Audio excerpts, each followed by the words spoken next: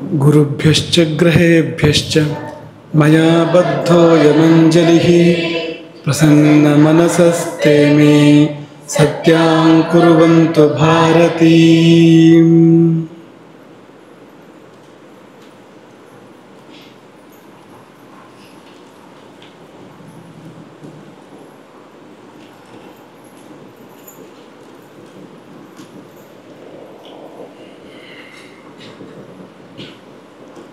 ತುಂಬ ಸಂತೋಷ ಆಗಿದೆ. ಮೂರು ವಾಕ್ಯ ಬರೆದು ಕೊಡಿ ಅಂತ ಕೇಳಿದ್ವು. ನೀವೆಲ್ಲ ಮೂರು ವಾಕ್ಯ ಬರೆದು ಕೊಟ್ಟಿದ್ದೀರಿ. ಕೆಲವರು ಜಾಸ್ತಿಯೇ ಬರೆದು ಕೊಟ್ಟಿದ್ದೀರಿ. ಬರೆದು ಕೊಡಬಹುದಾ ಅಂತ ಕೇಳಿದ್ದೀರಿ. ಜಾಸ್ತಿಯೇ ಎಷ್ಟು ಬೇಕಾದ್ರೂ ಬರೆದು ಕೊಡಿ, ಸಂತೋಷವೇ ನಮಗೆ. ಅಧಿಕಸ್ಯ ಅಧಿಕಂ ಫಲಂ. 3 ಹೇಳಿದ್ರೆ 6 ಬರೀರಿ, ಏನು ತೊಂದರೆ ಇಲ್ಲ, ಸಂತೋಷವೇ. ಆದರೆ ನಿಮ್ಮ ವಾಕ್ಯಗಳು ಗ್ರಹಗಳ ಪ್ರಸ್ತಾಪ ಬರುವಂತೆ ಇರಬೇಕು, ಗ್ರಹಗಳನ್ನು ಮುಟ್ಟುವಂತೆ ಇರಬೇಕು ಅಂಥ ವಾಕ್ಯಗಳನ್ನು ರಚನೆ ಮಾಡಿ ನೀವು ಬೇಗ ಕರೀತೀರಿ. ಈ ಶಾಸ್ತ್ರ ತುಂಬ ಆಸಕ್ತಿ ಬರೋಂಥ ಶಾಸ್ತ್ರ ಇದು. ಬೇರೆ ಎಲ್ಲ ಶಾಸ್ತ್ರಗಳಿಗಿಂತ ಹೆಚ್ಚು ಒಂಚೂರು ಪ್ರವೇಶ ಮಾಡಿದರೆ ಆಸಕ್ತಿ ಹುಟ್ಟಿಸುವಂಥ ಶಾಸ್ತ್ರ ಇದು. ಮತ್ತು ನಿತ್ಯ ಜೀವನಕ್ಕೆ ತುಂಬ ಉಪಯೋಗ ಆಗೋಂಥ ಶಾಸ್ತ್ರ. ನಿಂತಲ್ಲಿ ಕುಳಿತಲ್ಲಿ ಉಪಯೋಗ ಬರೋಂಥ ಶಾಸ್ತ್ರ ಇದು.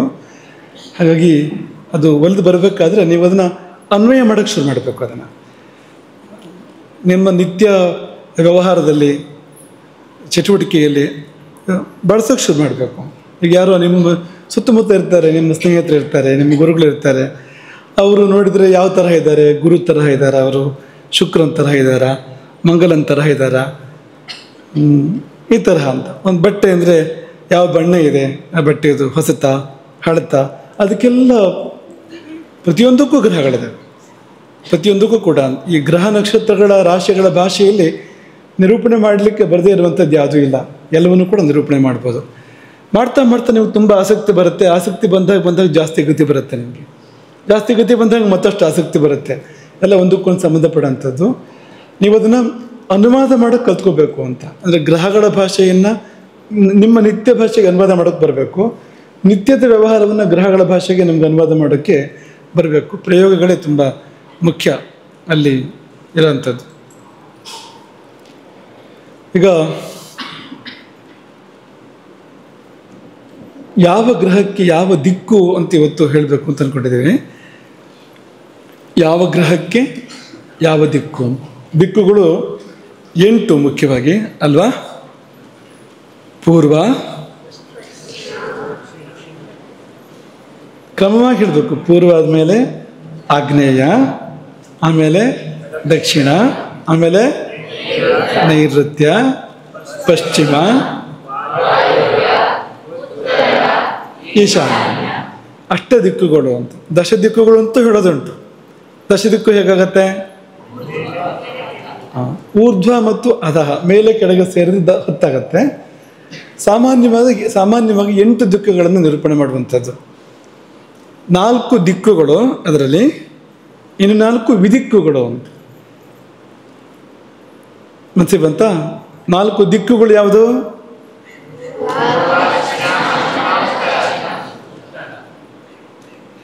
ಸಾಮಾನ್ಯ ಪರಿಭಾಷೆ ಪೂರ್ವ, ಪಶ್ಚಿಮ, ಉತ್ತರ, ದಕ್ಷಿಣ ಅಂತ ಇದ್ದಾಗೆ ಪ್ರದಕ್ಷಿಣ ಕ್ರಮದಲ್ಲಿ ಹೇಳೋದಾದ್ರೆ ಪೂರ್ವ, ದಕ್ಷಿಣ, ಪಶ್ಚಿಮ, ಉತ್ತರ. ವಿದಿಕ್ಕುಗಳು ಯಾವುದು?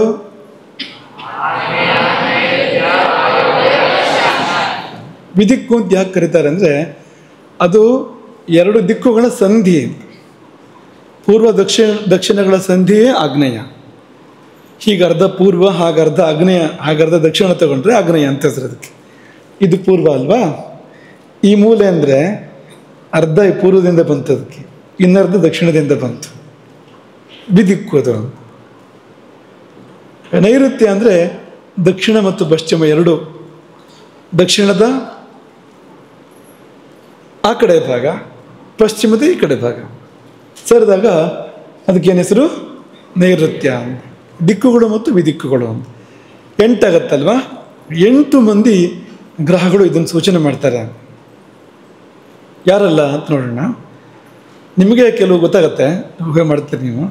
ಪೂರ್ವಕ್ಕೆ ಯಾರಿರ್ಬೋದು? ಯಾಕೆ? ಆಯಿತು, ಅಸ್ತಮಿಸೋದಿಲ್ವ ಪಶ್ಚಿಮದಲ್ಲಿ?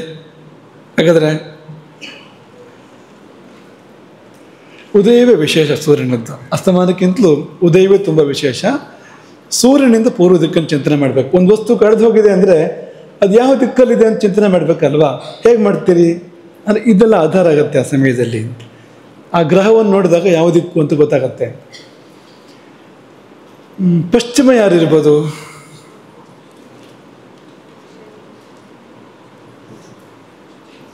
ಸೂರ್ಯನಿಗೆ ಸರಿ ವಿರುದ್ಧ ಯಾರು? ತಂದೆ ವಿರುದ್ಧ ಪದ ಮಗ ಅಂತ ಅಲ್ವಾ? ಪತಿ ವಿರುದ್ಧ ಪದ ಪತ್ನಿ. ಆಗ ಗುರುಗಳು ವಿರುದ್ಧ ಪದ ಶಿಷ್ಯರು ಅಂತ. ಈಗ ಅದೆಲ್ಲ ಸಂವಾದಿ ಪದಗಳು. ಇವರು ತಂದೆ ಮಕ್ಕಳೇ ಹೌದು, ರವಿ ಮತ್ತು ಶನಿ ತಂದೆ ಮಕ್ಕಳೇ ಹೌದು, ಆದರೆ ಒಬ್ರಿಗೊಬ್ರಿಗೆ ಆಗೋದೇ ಇಲ್ಲ. ಬದ್ಧ ವೈರ ಇಬ್ಬರಿಗೂ ಅಂತ. ಎರಡೂ ಗ್ರಹಗಳು ಉಚ್ಚ ಆದರೆ, ರವಿಯೂ ಉಚ್ಚ ಆದರೆ ಶನಿಯೂ ಉಚ್ಚ ಆದರೆ ಒಂದು ಸಮಸ್ಯೆ ಏನಿದೆ ಗೊತ್ತಾ? ಇಬ್ಬರು ಒಬ್ಬರನ್ನೊಬ್ಬರು ನೋಡ್ತಾರೆ. ಇಬ್ಬರು ಅವನು ಹುಚ್ಚಾಗೋ ಜಾಗ ಇವನು ಹುಚ್ಚಾಗೋ ಜಾಗ ಇದ್ರ ಬದ್ರಾಗಿ ಬರುತ್ತೆ. ಅದರಲ್ಲಿ ಇಬ್ಬರು ಪ್ರವರ್ಧಮಾನಕ್ಕೆ ಬಂದು ಒಬ್ಬರನ್ನೊಬ್ಬರು ನೋಡಿದರೆ ಈ ಅಸಾಮಿ ಇದಾನಲ್ಲ ಪಾಪ, ಅವನು ಭಿಕ್ಷೆ ಬೇಡ ಥರ ಆಗತ್ತೆ ಅಂತ ಹಾಗೆ ಹೇಳೋದುಂಟು ಅಂತ. ರಾಮನ ಜಾತಕದಲ್ಲಿ ಆ ಥರ ಇದೆ. ಎರಡೂ ಗ್ರಹಗಳು ಉಚ್ಚ, ರವಿನೂ ಉಚ್ಚ ಶನಿನೂ ಉಚ್ಚ, ಒಬ್ಬರನ್ನೊಬ್ಬರು ನೋಡ್ತಾರೆ. ಆಗ ತುಂಬ ಪ್ರಭಾವಶಾಲಿ ರಾಮ. ಆದರೆ ವನವಾಸ ಮಾಡಬೇಕಾಯ್ತು. ₹1 ಇಲ್ಲದೆ 14 ವರ್ಷ ಕಳೆಯಬೇಕಾಯ್ತು ಅಲ್ವಾ? ರೂಪಾಯಿ ವ್ಯವಹಾರವೇ ಇರದೆ, ಸಂಪತ್ತು ಅಂತಲೇ ಇಲ್ಲದೆ 14 ವರ್ಷ ಕಳೀಬೇಕಾಯ್ತು ಅಂತ. ಯಾಕಾಗೆ ಅಂದರೆ ಒಬ್ಬರನ್ನೊಬ್ಬರು ನೋಡಿದ್ದಾರೆ ಇಬ್ಬರು ಅಂತ, ಎರಡು ಉಚ್ಚ ಗ್ರಹಗಳು ಅಂತ. ಪಶ್ಚಿಮಕ್ಕೆ ಶನಿ ಸರಿ ಇದೆ, ಪೂರ್ವಕ್ಕೆ ಸೂರ್ಯ, ಪಶ್ಚಿಮಕ್ಕೆ ಶನಿ. ದಕ್ಷಿಣಕ್ಕೆ ಯಾರಿರ್ಬೋದು? ಕುಜ ದಕ್ಷಿಣಕ್ಕೆ ಸರಿ ಇದೆ. ಉತ್ತರಕ್ಕೆ ಬುಧ, ಉತ್ತರಕ್ಕೆ. ಕುಬೇರನಿಗೆ ಕಾರಕ ಆಗ್ತಾನೆ ಬುಧ, ಕುಬೇರನ ದಿಕ್ಕೋದು. ಗುರು ಯಾವುದಕ್ಕೆ ಇರ್ಬೋದು? ಯಾಕೆ? ಅತ್ಯಂತ ಶುಭವಾದ ದಿಕ್ಕು ಅದು. ದಿಕ್ಕುಗಳಲ್ಲೇ ತುಂಬ ಶುಭವಾದ ದಿಕ್ಕು ಈಶಾನ್ಯ. ಅದಕ್ಕಿಂತ ಶುಭವಾದ ದಿಕ್ಕು ಅಂತ ಬೇರೆ ಇಲ್ಲ. ಪೂರ್ವನೂ ಸೇರಿದೆ, ಉತ್ತರನೂ ಸೇರಿದೆ. ಅದರಲ್ಲಿ ಅತ್ಯಂತ ಅಶುಭವಾದ ದಿಕ್ಕು ನೈಋತ್ಯ. ಯಾಕೆಂದರೆ ದಕ್ಷಿಣ ಪಶ್ಚಿಮ ಎಂಬ ಎರಡು ಅಶುಭ ದಿಕ್ಕುಗಳು ಸೇರಿಕೊಂಡಿದ್ದಾವೆ. ಅದು ತುಂಬ ಅಶುಭ, ಅದು ನೈಋತ್ಯ. ಅತ್ಯಂತ ಶುಭವಾದ ದಿಕ್ಕು ಈಶಾನ್ಯ ಅಂತ. ಈಶಾನ್ಯಕ್ಕೆ ಗುರುವಾದರೆ ನೈಋತ್ಯಕ್ಕೆ ಯಾರಾಗಿರ್ಬೋದು?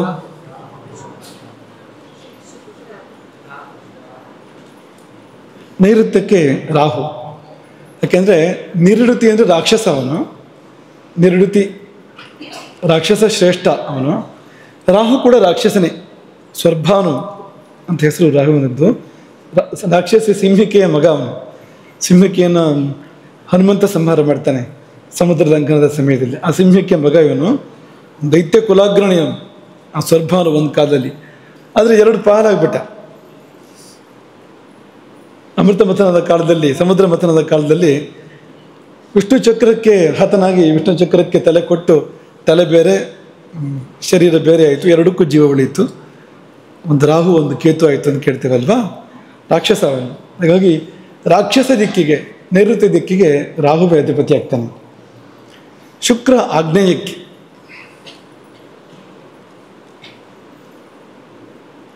ಆಗ್ನೇಯದ ಸರಿ ಇನ್ನೊಂದು ಕಡೆ ಯಾವುದಕ್ಕೆ ಬರುತ್ತೆ? ವಾಯುವ್ಯ, ಚಂದ್ರ. ಅದು ಶುಕ್ರ ಚಂದ್ರ. ಈ ರವಿಶನಿ ಇದ್ದಾಗೆ ಶುಕ್ರ ಚಂದ್ರ ಅಂದರೆ ವೈದ್ಯಗಳಲ್ಲ, ಆದರೆ ಅವರಿಗೆ ತುಂಬ ಹೋಲಿಕೆ ಇದೆ ಅಂತ ಇಬ್ಬರಿಗೂ. 2 ಸ್ತ್ರೀ ಗ್ರಹಗಳು, 2 ಜಲಗ್ರಹಗಳು, ತುಂಬ ಹೋಲಿಕೆ ಇದೆ ಇಬ್ಬರಿಗೂ. ಇನ್ಯಾವುದು ಯಾವುದಕ್ಕೆ ಕುಳಿತಪ್ಪ? ಇನ್ನು ಎಲ್ಲ ಆಯ್ತಾ?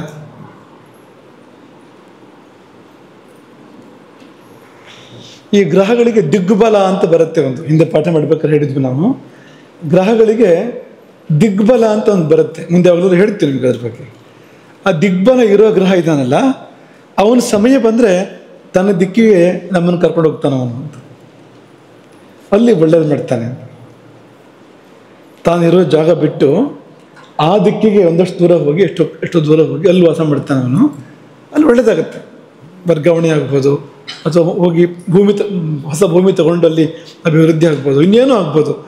ಅಂತೂ ಆ ದಿಕ್ಕಿಗೆ ಅವನು ಪ್ರಯಾಣ ಮಾಡ್ತಾನೆ, ಅಲ್ಲಿ ವಾಸ ಮಾಡ್ತಾನೆ ಎಷ್ಟೋ ಕಾಲ, ಅಲ್ಲಿ ಒಳ್ಳೇದಾಗತ್ತೆ ತುಂಬ ಅಂತ ಹಾಗೆ ಮಾಡ್ತಾನೆ ಅಂತ ಹೇಳ್ತಾರೆ. ಹಾಗೆಲ್ಲ ನಿಮಗೆ ಇದು ಗೊತ್ತಾಗಬೇಕು ಅಂದರೆ ಆ ಗ್ರಹದ ದಿಕ್ಕಿ ಯಾವುದು ಗೊತ್ತಾಗಬೇಕು. ಈಗ ನಾವು ಹಿಂದೆ ಯಾವಾಗಲೂ ಪಾಠ ಮಾಡ್ಬೇಕಾದ್ರೆ ಹೇಳಿದ್ವು, ಹೊಸನಗರದಿಂದ ಇಲ್ಲಿಗೆ ಬಂದ್ವು, ನಾವು ಗೋಕರ್ಣಕ್ಕೆ ಬಂದ್ವು, ಪಶ್ಚಿಮ ದಿಕ್ಕಾಗತ್ತೆ ಇದು. ಇಲ್ಲಿಗೆ ಬಂದು ಇಲ್ಲಿ ಇದೆಲ್ಲ ಮಾಡಿದ್ವು ಅಲ್ವಾ, ಇಲ್ಲೇನು ಇರಲಿಲ್ಲ ಇದು. ಅದು ಪಶ್ಚಿಮ ದಿಗ್ಬಲ ಇರುವಂಥ ಶನಿ ಅವನ ಕಾಲ ಆಗಿತ್ತದು.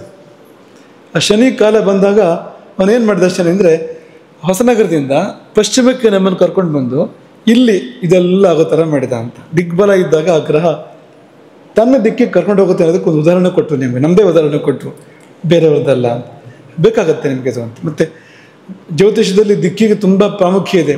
ಒಂದು ಯಾವುದಾದ್ರು ಒಂದು ವಿಷಯ ಹೇಳಬೇಕು, ನಿಮ್ಮ ಊರು ಮೂಲ ಸ್ಥಾನ ಯಾವ ಕಡೆಗಿದೆ ನಿಮ್ಮದು ಅಂತ ತೀರ್ಮಾನ ಮಾಡ್ಬೇಕಾದ್ರೆ ಯಾವ ದಿಕ್ಕಿಗೆ ಅಂತ ಹೇಳಬೇಕಲ್ವಾ. ನಿಮ್ಮ ಕುಲದೇವರು ಯಾವ ದಿಕ್ಕಿಗೆ ಇರ್ಬೋದು ಹೇಳಬೇಕಲ್ವಾ. ಶತ್ರುಗಳು ಇಂತಹ ಕಡೆ ಇರೋ ಇಂಥ ದಿಕ್ಕಲ್ಲಿರೋ ಶತ್ರುಗಳನ್ನ ತೊಂದರೆ ಆಗತ್ತೆ ದಿಕ್ಕನ್ನು ಹೇಳಬೇಕಲ್ವಾ. ಆಗ ಅದರಲ್ಲೂ ಕಳೆದ ವಸ್ತು ಬಗ್ಗೆ ಬಂದ್ರಂತೂ ದಿಕ್ಕು ಮುಖ್ಯವಾಗಬೇಕಾಗತ್ತೆ, ಯಾವ ದಿಕ್ಕಲ್ಲಿದೆ ಅಂತ. ಅಥವಾ ಕಳ್ಳರು ಯಾವ ದಿಕ್ಕಲ್ಲಿದ್ದಾರೆ ಬೇಕಾಗತ್ತೆ. ಅಥವಾ ಒಬ್ಬ ರಾಜ ಅಂದರೆ ಅವ್ರಿಗೆ ತುಂಬ ಮುಖ್ಯ, ಯಾವ ದಿಕ್ಕಿನಿಂದ ಶತ್ರು ಬಂದು ಆಕ್ರಮಣ ಮಾಡ್ತಾನೆ ಗೊತ್ತಾಗಬೇಕು. ಅಂದರೆ ಆ ಗ್ರಹ ಯಾವುದು ಅಂತ ನೋಡಿದಾಗ ಗ್ರಹ ಗುರು ಅಂತಂದರೆ ಈಶಾನ್ಯದಿಂದ ಬರ್ತಾನೆ, ಕುಜ ಅಂತ ಬಂದರೆ ದಕ್ಷಿಣದಿಂದ ಬರ್ತಾನೆ, ಹಾಗೆ ಅದು ಅಂತ.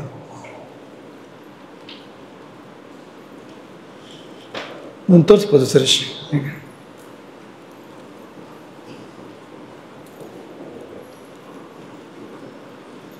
ಇದು ಸಿಗುತ್ತೆ ನಿಮಗೆ. ಮೇಲ್ಗಡೆ ಆಧಾರ ಇದೆ, ಪ್ರಾಗಾದ್ಯಾಹ ರವಿ ಶುಕ್ರ ಲೋಹಿತ ತಮಃ ಸೌರ ಇಂದು ವಿತ್ ಸೂರಯ. ಪ್ರಾಗಾದ್ಯಾಹ ಅಂದರೆ ಪೂರ್ವವೇ ಮೊದಲಾಗಿ ಅಂತ. ಆ ದಿಕ್ಕುಗಳಿಗೆ ಯಾರೆಲ್ಲ ಅಂದರೆ ಪೂರ್ವಕ್ಕೆ ರವಿ, ಆಗ್ನೇಯಕ್ಕೆ ಶುಕ್ರ, ದಕ್ಷಿಣಕ್ಕೆ ಲೋಹಿತ. ಲೋಹಿತ ಆರ್ಯ ಅಲ್ಲ, ಲೋಹಿತ ಅಂದರೆ ಯಾರಿಲ್ಲಿ? ಲೋಹಿತ ಅಂದರೆ ಕೆಂಪು, ಕುಜ. ಸೂರ್ಯನಿಗೂ ಲೋಹಿತ ಬಣ್ಣ ಕೆಂಪು ಬಣ್ಣ ಇದ್ದರೂ ಕೂಡ ಆ ಶಬ್ದದಿಂದ ಕರೆಯೋದು ಕುಜನಿಗೆ ಮಾತ್ರ, ಯಾಕೆಂದರೆ ಕೆಂಪು ಗ್ರಹ ಅದು. ಹೆಸರು ರುಧಿರ ಅಂತಲೇ ಅವನಿಗೆ. ಹಾಗಾಗಿ ಲೋಹಿತ, ರುಧಿರ, ರಕ್ತ ಹೀಗೆಲ್ಲ ಬಂದರೆ ಅದು ಕುಜ ಅಂತ ಲೆಕ್ಕ ಅದು ಅಂತ. ಹಾಗೆ ದಕ್ಷಿಣಕ್ಕೆ ಲೋಹಿತ ಕುಜ, ನೈಋತ್ಯಕ್ಕೆ ತಮಃ. ತಮಃ ಅಂದ್ರೇನು? ಕತ್ತಲೆ. ರಾಹುವಿಗೆ ಹೆಸರದು. ಸೂರ್ಯನನ್ನು ಕತ್ತಲೆ ಮಾಡ್ತಾನಲ್ಲ ಅವನು, ಹಾಗೆ ತಮಃ ಅಂತ ಹೆಸರು ಅಂತ.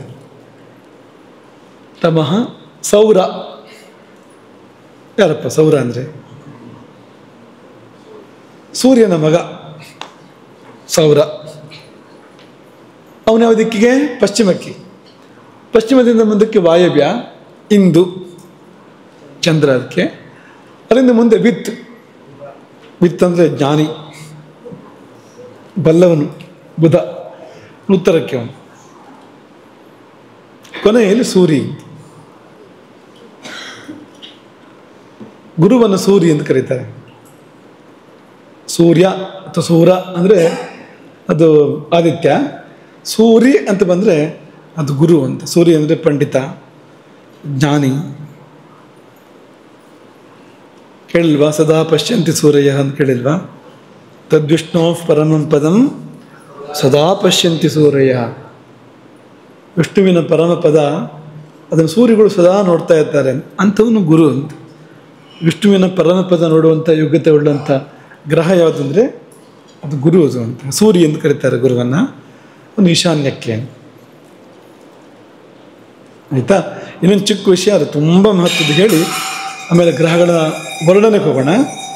ಅದು ನಿಮ್ಗೆ ಗೊತ್ತಿರೋಂಥದ್ದೇ, ನೀವು ಪಟ ಹೇಳ್ತೀರಿ ನೀವು. ಅದರಲ್ಲಿ ಗ್ರಹಗಳಲ್ಲಿ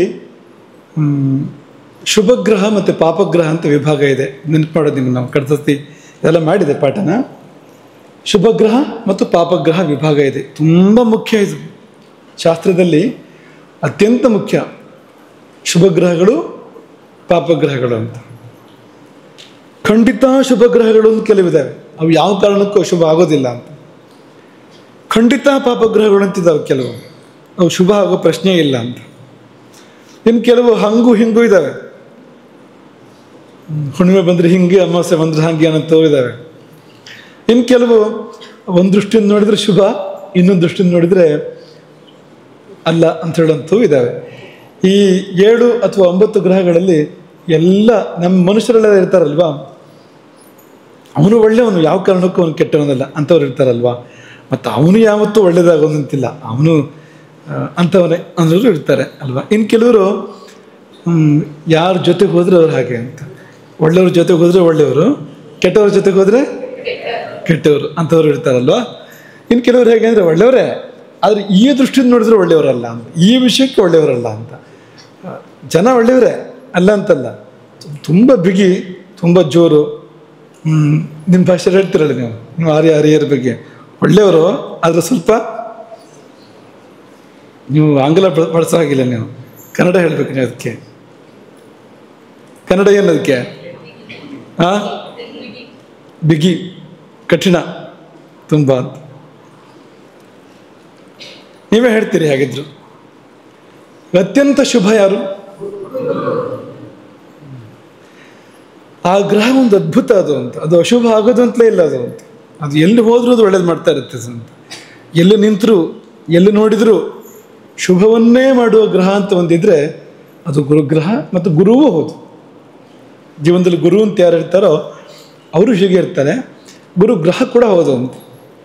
ಎಲ್ಲಿ ಅದರ ಉಪಸ್ಥಿತಿ ಬರುತ್ತೋ, ಅಂಶ ಬರುತ್ತೋ, ದೃಷ್ಟಿ ಬರುತ್ತೋ, ಕೊನೆ ಪಕ್ಷ ಕೇಂದ್ರ ಸ್ಥಿತಿ ಹತ್ತಿರ ಇದೆ ಅಂತ ಸಾಕು, ಪರಿಣಾಮ ಕೊಡುತ್ತೆ ಅದು ಅಂತ. ಅಂಥ ಗ್ರಹ ಗುರು. ಇನ್ನೊಬ್ಬ ಅಶುಭ ಆಗದಿರೋ ಗ್ರಹ ಇದ್ದಾನೆ, ಯಾರು ಹೇಳ್ತೀರಾ? ಹೊಸ ಹುಡುಗರು ಹೇಳಿ ನೋಡೋಣ. ಶುಕ್ರ. ಶುಕ್ರ ಪಾಪಿ ಆಗೋದಿಲ್ಲ, ಗುರು ಕೂಡ ಪಾಪಿ ಆಗೋದಿಲ್ಲ. ಈ 2 ಗ್ರಹಗಳು ಯಾವತ್ತೂ ಶುಭ ಗ್ರಹಗಳು ಅಂತ. ವ್ಯತ್ಯಾಸ ಇದೆ. ಗುರು ಪರಮಶುಭ, ಶುಕ್ರ ಇಲ್ಲಿಯ ಸೌಖ್ಯವನ್ನೆಲ್ಲ ಕೊಡುವಂಥವನು, ಈ ಲೋಕದ ಸುಖಗಳನ್ನು ಕೊಡುವಂಥವನು. ಶುಭನೇ. ನಿಮ್ಗೆ ಏನೇನು ಈ ಪ್ರಪಂಚದ ಸುಖ ಅಂತ ನೀವು ಅಂದ್ಕೊಂಡಿದ್ದೀರೋ ಅದೆಲ್ಲ ಕೊಡೋನವನೇ. ಅಲ್ಲಿ ಸುಖವನ್ನು ಕೊಡುವಂಥವನು ಗುರು, ಪರಲೋಕದ ಸುಖವನ್ನು ಕೊಡುವಂಥವನು. ಅದಕ್ಕೆ ಕಾರಣ ಆಗುವಂಥ ಒಳ್ಳೆ ಜೀವನ ಇಲ್ಲಿ ಮಾಡುವಂಥವನು, ಧರ್ಮ ಮಾರ್ಗದಲ್ಲಿ ಇರುವಂತೆ ಮಾಡುವಂಥವನು ಅವನು ಗುರು. 2 ಗ್ರಹಗಳು ತುಂಬ ಶುಭವಾದ ಗ್ರಹಗಳು. 2 ಗ್ರಹಗಳು ಖಂಡಿತ ಅಶುಭ. ಅದು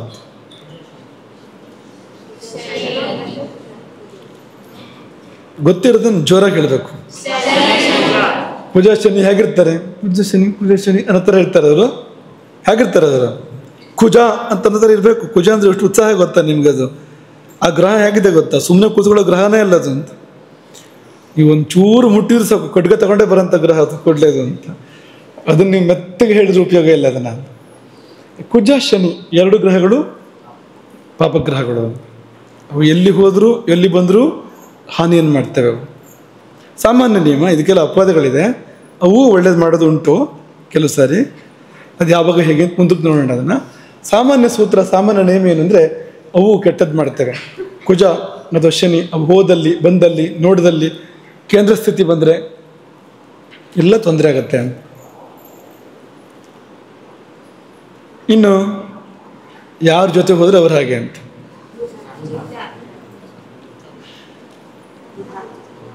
ಒಳ್ಳೆಯವ್ರ ಜೊತೆಗೆ ಹೋದರೆ ಒಳ್ಳೆಯವರು, ಕೆಟ್ಟವ್ರ ಜೊತೆಗೆ ಹೋದರೆ ಕೆಟ್ಟವರು.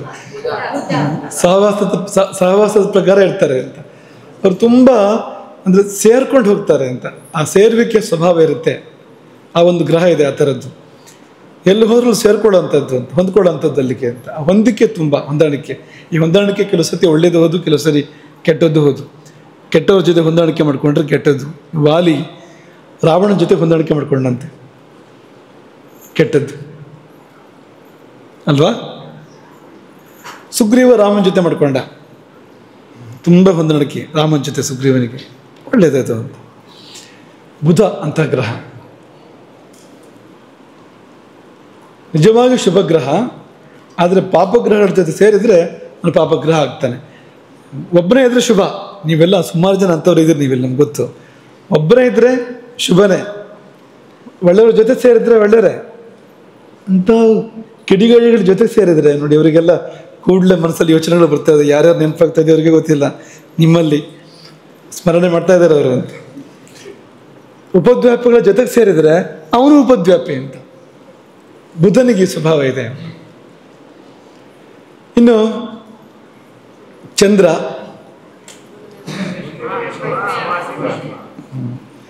ಹುಣ್ಣಿಮೆ ಹತ್ರ ಬಂದಾಗ ಒಳ್ಳೆಯವನಾಗ್ತಾ ಹೋಗ್ತಾನೆ. ಅಮಾವಾಸ್ಯೆ ಹತ್ರ ಬಂದಾಗೆ ಅಶುಭ ಆಗ್ತಾ ಹೋಗ್ತಾನೆ. ಒಂದು ಲೆಕ್ಕಾಚಾರ ಇದೆ, ಯಾವಾಗ ತುಂಬ ಶುಭ, ಯಾವಾಗ ಮಧ್ಯ, ಯಾವಾಗ ತುಂಬ ಅಶುಭ ಅದಕ್ಕೂ ಲೆಕ್ಕಾಚಾರ ಇದೆ. ಅಮಾವಾಸ್ಯೆ ಹಿಂದೆ ಮುಂದೆ ಬಂದರೆ ತುಂಬ ಅಶುಭ ಅಂತ, ಹುಣ್ಣಿಮೆ ಹತ್ತಿರ ಬಂದರೆ ತುಂಬ ಶುಭ ಅಂತ, ಸ್ವಲ್ಪ ದೂರ ಅಷ್ಟಮಿ ಥರ ಬಂದರೆ ಮಧ್ಯ ಅಂತ ಒಂದು ಲೆಕ್ಕಾಚಾರ ಹೇಳ್ತಾರೆ. 10 ದಿವಸದ ಲೆಕ್ಕಾಚಾರ ಹೇಳೋದುಂಟು. ಇರಲಿ ನೋಡೋಣ. ಇನ್ಯಾರು ಉಳಿದ್ರು? ಇವನು ಹೇಗೆ ಸೂರ್ಯ ಶುಭನೋ ಅಶುಭನೋ?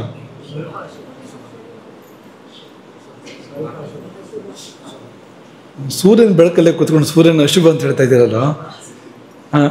ರಾತ್ರಿಗಾರು ಮಾತಾಡಿದ್ದಾನ, ಹಗಲತ್ತ ಕೂತ್ಕೊಂಡು ಸೂರ್ಯನ ಅಶುಭ ಅಂತ ಹೇಳ್ತೀರಲ್ಲ ನೀವು, ಏನು ಜನ ನೀವು?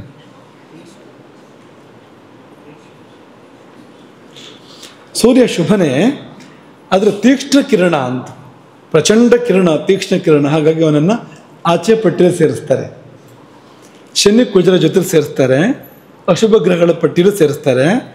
ಆದರೆ ಅತ್ಯಂತ ಪಾಪತ್ವಂ ನೈವಿದ್ಯತೆ ಅಂತಲೂ ಹೇಳ್ತಾರೆ. ಅತ್ಯಂತ ಪಾಪತ್ವ ಇಲ್ಲ ಅಲ್ಲಿ. ಅವನು ದೋಷ ಅಂದರೆ ತೀಕ್ಷ್ಣತೆನೆ, ತಡ್ಕೊಳಕ್ಕಾಗೋದಿಲ್ಲ ನಮಗೆ ಅಂತ ಅಷ್ಟೇ ವಿಷಯ ಹೊರತು ನಿಜವಾಗಿ ಅಶುಭ ಅಂತಲ್ಲ ಅಂತ. ಆದರೆ ಇಲ್ಲಿಗೆ ತುಂಬ ಶುಭ ಏನಲ್ಲ ಅವನು, ಅಲ್ಲಿಗೆ ಶುಭ, ಆತ್ಮಕಾರಕ ಅವನು, ಆತ್ಮಕ್ಕೆ ತುಂಬ ಶುಭ, ಪ್ರಾಪಂಚಿಕ ಜೀವನಕ್ಕೆ ತುಂಬ ಶುಭ ಅಂತ ಹೇಳೋಕ್ಕಾಗೋದಿಲ್ಲ ಅವನ್ನ.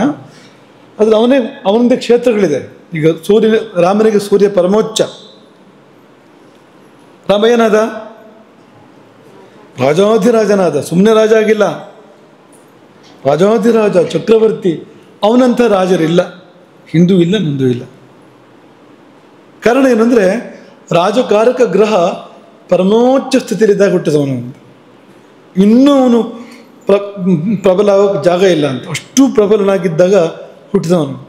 ಹಾಗಾಗಿ ತುಂಬ ಆತ್ಮಬಲ ರಾಮನಿಗೆ, ತುಂಬ ಆತ್ಮಬಲ. ಎಲ್ಲಿಂದ ಬರುತ್ತೆ ಆತ್ಮಬಲ? ಅದು ಸೂರ್ಯನಿಂದ ಅಂತ. ಸೂರ್ಯ ದುರ್ಬಲನಾದರೆ ಆತ್ಮಬಲ ಕಡಿಮೆ ಆಗುತ್ತೆ, ಸೂರ್ಯ ಪ್ರಬಲನಾದರೆ ಆತ್ಮಬಲ ಹೆಚ್ಚಾಗತ್ತೆ.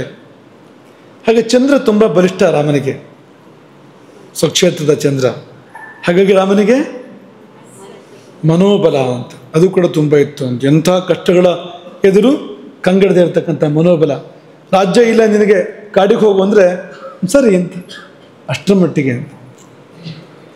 ಕಣ್ಣೀರು ಬರಲಿಲ್ಲ ಅವನಿಗೆ, ಮುಖ ಬಾಡಲಿಲ್ಲ. ಕಲ್ಪನೆ ಮಾಡ್ತೀರ ನೀವು ಇದನ್ನು?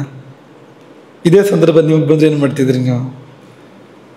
ಈಗ ಪಟ್ಟಾಭಿಷೇಕ ಅಂತಿರೋದು, ಅಖಂಡ ಭೂಮಂಡಲದ ಚಕ್ರವರ್ತಿಯಾಗಿ ಈಗ ಪಟ್ಟಾಭಿಷೇಕ ಅಂತಿರೋದು. ಇದ್ದಕ್ಕಿದ್ದಾಗ ನಿಮ್ಮ ತಮ್ಮನಿಗೆ ರಾಜ್ಯ, ನೀನು ಕಾಡಿಗೆ ಹೋಗು ಅಂದರೆ ಕಾಡಿಗೆ ಹೋಗುವಂತ ಬೇರೆ. ಮತ್ತೆ ಅಷ್ಟಾದರೂ ಸರ್ವಲೋಕಾತಿಗಸ್ಯೇವ ದೃಶ್ಯತೆ ಅಂತ, ಎಲ್ಲ ಲೋಕಗಳನ್ನು ಮೀರಿ ನಿಂತವನಂತೆ ಕಂಡ. ಮುಖದಲ್ಲಿ ಕೂಡ ವಿಕಾರ ಬರಲಿಲ್ಲ ಅಂತ. ಮನೋಬಲ ಅದು ಯಾವ ಗ್ರಹದಿಂದ ಬರುತ್ತೆ? ಅದು ಮನೋಬಲ ಚಂದ್ರನಿಂದ ಬರೋಂಥದ್ದು ಅಂತ. ಮುಂಚೆ ಬಂತ ಇದರ ಮೇಲೆ ಎಲ್ಲೋದು ಇರುತ್ತೆ ಮುಂದೆ ಅಂತ. ಇನ್ನು ಇವತ್ತು ನಿಮಗೆ ಗ್ರಹಗಳ ವರ್ಣನೆ, ಆ ಗ್ರಹಗಳು ಹೇಗೆ ಕಾಣ್ತಾರೆ ಅಂತ, ಅವರ ಸ್ವರೂಪ ಅಂತ. ಸೂರ್ಯ ಅಂದರೆ ಹೇಗಿರ್ತಾನೆ ಸೂರ್ಯ ಅನ್ನೋದನ್ನು ಹೇಳೋಕ್ಕೆ ಪ್ರಯತ್ನ ಮಾಡ್ತೀವಿ. ಈ ಇದನ್ನೆಲ್ಲ ತಗೊಳ್ಳಿ. ಆಮೇಲೆ ನೋಡಿ, ಮೇಲ್ಗಡೆಗೆ ಶ್ಲೋಕ, ಅದು ಕೆಳಗಡೆ ಅದನ್ನು ಬಿಡಿಸಿದೆ. ಅದನ್ನೇ ನಿಮಗೆ ಸುಲಭ ಆಗಲಿ, ನೋಡೋಕೆ ಸುಲಭ ಆಗಲಿ ಅಂತ ಬಿಡಿಸಿದೆ. ಕ್ಷೀಣೇಂದು ಅರ್ಕ ಮಹೀಸುತ ಅರ್ಕತನಯ ಪಾಪಾಹ ಬುಧ ತೈರ್ಯುತ. ಅವ್ರ ಜೊತೆ ಸೇರ್ಕೊಂಡ್ರೆ ಬುಧನು ಕೂಡ ಪಾಪಗ್ರಹ. ರಾಹುಕೇತು ಶುಭಗ್ರಹನೋ ಪಾಪಗ್ರಹನೋ? ಪಾಪಗ್ರಹವೇ. ಸೂರ್ಯನಿಗೂ ಚಂದ್ರನಿಗೂ ಗ್ರಹಣ ಕೊಡೋರು ಅವನು ಶುಭಗ್ರಹ ಅಂತ ಹೇಳೋಕ್ಕಾಗತ್ತಾ? ಮುಂದೆ ವರ್ಣನೆ ಬರುತ್ತೆ, ಅವ್ರು ನೋಡಿ ಗೊತ್ತಾಗುತ್ತೆ. ಪಾಪಗ್ರಹಣ ಶುಭಗ್ರಹಣ ಹೇಳ್ತೀರಿ ನೀವು ಅಂತ. ಸೂರ್ಯ ಹೇಗಿರ್ತಾನೆ ಅಂದರೆ, 2 ಗ್ರಂಥಗಳ ಆಧಾರ ತಗೊಂಡು ಹೇಳ್ತಾ ಇದ್ದೀವಿ. ಈಗ ಮೊದಲಿಗೆ ಬೃಹಜ್ಜಾತಕ, ತುಂಬ ಮಾನ್ಯವಾಗಿರುವಂಥ ಗ್ರಂಥ ಅದು. ವರಾಹಮಿಹಿರರು ರಚನೆ ಮಾಡಿರ್ತಕ್ಕಂಥ ಜ್ಯೋತಿಷದ ಮೂರ್ಧನ್ಯ ಗ್ರಂಥ ಅದು. ತುಂಬ ಯೋಗ್ಯವಾಗಿ ಶ್ರೇಷ್ಠವಾಗಿರೋ ಗ್ರಂಥ ಅದು. ಅವರು ಸೂರ್ಯನ ಬಗ್ಗೆ ಒಂದು 4 ಶಬ್ದಗಳನ್ನ ಹೇಳ್ತಾರೆ. ಹೇಗಿರ್ತಾನೆ ಅವನು ಅಂದರೆ, ಮಧುಪಿಂಗಲ ದೃಕ್. ತೋರಿಸು ಸುರೇಶ್. ಮಧುಪಿಂಗಲ ದೃಕ್. ಅವನ ಕಣ್ಣು ಜೇನುತುಪ್ಪದ ಬಣ್ಣದ್ದು ಅಂತ. ಜೇನುತುಪ್ಪದಂತೆ ಪಿಂಗಲ ಅಂತ. ಪಿಂಗಲದಲ್ಲಿ ಸ್ವಲ್ಪ ಆ ಕಡೆ ಈ ಕಡೆ ಇರುತ್ತೆ. ಜೇನುತುಪ್ಪದ ಬಣ್ಣದ ಹಾಗಿರುವಂಥ ಬಣ್ಣದ ಕಣ್ಣುಳ್ಳವನು. ಮಧುಪಿಂಗಲ ದೃಕ್. ಚತುರಸ್ರ ತನುಹು ಅಂತ. ಅವನ ಶರೀರ ಚೌಕ ಅಂತ. ಒಂದು ಆ ಚೌಕದ ಆಕೃತಿಯನ್ನು ನೆನಪು ಮಾಡ್ತಕ್ಕಂಥ ಶರೀರ ಅಂತ. ನಾವು ನಿನ್ನೆನೇ ಹೇಳಿದ್ದೀವಿ, ಚೌಕ ಅಂತ ಕತ್ತರಿಸೋದಲ್ಲ ಅಂತ. ಹಂಗಿರೋದಿಲ್ಲ. ಅದನ್ನ ನೋಡಿದರೆ ಚೌಕ ನೆನಪಾಗತ್ತೆ ಅಂತ. ತುಂಬ ಉದ್ದವೋ, ತುಂಬ ಅಗಲವೋ, ತುಂಬ ಹೊಟ್ಟೆ ಬಂದಿದೆಯಾ, ಎಲ್ಲ ಕತ್ತರಿಸಿಟ್ಟ ಹಾಗೆ ಚೌಕ ಅಂತ. ಚತುರಸ್ರತನು ಪಿತ್ತ ಪ್ರಕೃತಿ. ಪಿತ್ತ ಪ್ರಕೃತಿ ಸವಿತಾ. ಸವಿತಾ ಅಂದರೆ ಸೂರ್ಯ ಅಂತ. ಸವಿತಾ ಅಲ್ಪಕಚಃ. ಅಲ್ಪಕಚಃ ಅಂದ್ರೇನು? ಕೂದಲು ಕಡಿಮೆ ಅಂತ. ಕಚ ಅಂದರೆ ತಲೆಗೂದಲು. ಅಲ್ಪಕಚಃ ಅಂದರೆ ತಲೆಗೂದಲು ಕಡಿಮೆ ಅಂತ. ಸೂರ್ಯನ ಪ್ರಭಾವ ಏನಾದ್ರು ಲಗ್ನದ ಮೇಲೆ ಬಂತು ಅಂತಂದರೆ, ಸೂರ್ಯನ ಪ್ರಭಾವ ಲಗ್ನದಲ್ಲಿ ತುಂಬ ಇದೆ ಅಂದರೆ ಕೂದಲು ಕಡಿಮೆ ಇರುತ್ತೆ ಅಂತ. ಉದುರೋದು ಬೇರೆ, ಕೂದಲು ಉದುರೋ ವಿಷಯ ಬೇರೆ ಆಗುತ್ತೆ. ಇರೋದೇ ಕಡಿಮೆ ಇರುತ್ತೆ ಅಂತ, ಕೂದಲು ಜಾಸ್ತಿ ಇರೋದಿಲ್ಲ ಅಂತ. ನಾವು ನಿಮ್ಗೆ ಕೇಳೋದು, ಹೇಗೆ ಸೂರ್ಯ ಹೇಗಾರು ಇರಲಿ, ನಮಗೇನು ಹೇಳಿ, ನಮಗೇನು ಸಂಬಂಧ? ನಾವ್ಯಾಕೆ ನೋಡ್ಬೇಕು ಅದನ್ನ? ಇದ್ದುಕೊಳ್ಳಿ, ಹೇಗೆ ಬೇಕಾದ್ರು, ಚೌಕ ಬೇಕಾದ್ರು ಇರಲಿ, ವೃತ್ತ ಬೇಕಾದ್ರೂ ಇರಲಿ, ನಾವ್ಯಾಕೆ ಓದ್ಬೇಕದನ್ನ? ನಮಗೇನು ಸಂಬಂಧ?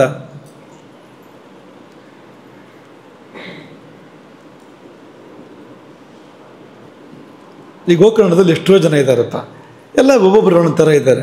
ತಗೊಂಡು ನಮಗೇನಾಗಬೇಕು? ಹಾಗೆ ಸೂರ್ಯ ಜೇನುತುಪ್ಪದ ಕಣ್ಣಾರು ಆಗಲಿ, ಹಾಲಿನ ಕಣ್ಣಾರು ಆಗಲಿ, ಏನಾರು ಆಗಲಿ, ನಮಗೇನಾಗಬೇಕಪ್ಪ ಅಂದರೆ, ಈ ಸೂರ್ಯ ಬಲಿಷ್ಠ ಆದರೆ ಆ ತರಹನೇ ಆಗ್ತಾರೆ ಅವರು ಅಂತ. ಸೂರ್ಯ ಲಗ್ನದ ಮೇಲೆ, ಲಗ್ನ ಅಂದರೆ ಶರೀರ, ಲಗ್ನದ ಮೇಲೆ ಪ್ರಭಾವ ತುಂಬ ಬೀರಿದೆ, ಹೀಗೆ ಆಗ್ತಾರೆ ಅವರು ಅಂತ. ಪೂರ್ಣ ಪ್ರಭಾವ ಬೀರಿದ್ರೆ ಹೀಗೆ ಆಗ್ತಾರೆ ಅವರು. ಇಲ್ಲ ಅಂದರೆ ಅಂಶಾಂಶ ಪ್ರಭಾವ ಬೀರಿದ್ರೆ ಅಂಶಾಂಶ ಹಾಗೆ ಬರುತ್ತೆ, ಅದು ಆ ಥರ ಬರುತ್ತೆ. ನೀವು ಯಾರನ್ನಾರು ನೋಡಿದಾಗ ಅವ್ರ ಕಣ್ಣು ಜೇನುತುಪ್ಪದ ಬಣ್ಣ ಥರ ಕಂಡ್ರೆ, ಆಕೃತಿ ಚೌಕಕ್ಕೆ ಹತ್ರ ಇದ್ದರೆ ಸೂರ್ಯನ ಪ್ರಭಾವ ಇದೆ ಲಗ್ನದ ಮೇಲೆ ಅಂತಲೇ ಅರ್ಥ ಅದಕ್ಕೆ ಅಂತ. ಹಾಗಬೇಕು ನಮಗಿದು. ಪಿತ್ತ ಪ್ರಕೃತಿ, ನಮ್ಮದು ಪಿತ್ತ ಪ್ರಕೃತಿಯೋ, ವಾತ ಪ್ರಕೃತಿಯೋ, ಶ್ಲೇಷ್ಮ ಪ್ರಕೃತಿಯೋ ಗೊತ್ತಾಗಬೇಕಲ್ಲ ನಮಗೆ. ನಮ್ಮ ಪ್ರಕೃತಿ ಯಾವುದು? ಈಗ ಒಂದೇ ಔಷಧ ಇವಳಿಗೆ ಕೊಟ್ಟರೆ ಗುಣ ಆಗುತ್ತೆ, ಅವಳಿಗೆ ಕೊಟ್ಟರೆ ಗುಣ ಆಗಲ್ಲ. ಅದೇ ಕಾಯಿಲೆ, ಅದೇ ಕಾಯಿಲೆ, ಅದೇ ತರಹ ಬಂದಿದೆ ಕಾಯಿಲೆ, ಅಷ್ಟೇ ಪ್ರಮಾಣದಲ್ಲಿದೆ. ಒಬ್ರಿಗೆ ಗುಣ ಆಗುತ್ತೆ, ಒಬ್ರಿಗೆ ಗುಣ ಆಗಲ್ಲ. ಯಾಕೆ? ಅದು ಪ್ರಕೃತಿ ಬೇರೆ, ಪ್ರಕೃತಿ ಬೇರೆ. ಪ್ರಕೃತಿಗೆ ತಕ್ಕಂತೆ ಔಷಧ ಕೊಡಬೇಕು. ಪಿತ್ತ ಪ್ರಕೃತಿಯಲ್ಲಿ ಕೂಡ ಔಷಧ ಬೇರೆ ಆಗುತ್ತೆ, ಕಫ ಪ್ರಕೃತಿಯಲ್ಲಿ ಕೂಡ ಔಷಧ ಬೇರೆ ಆಗುತ್ತೆ. ಪಿತ್ತ ಪ್ರಕೃತಿಗೆ ಆದ ಔಷಧ ಕಫ ಪ್ರಕೃತಿಗೆ ಆಗಬೇಕು ಅಂತಿಲ್ಲ ಅಲ್ವಾ?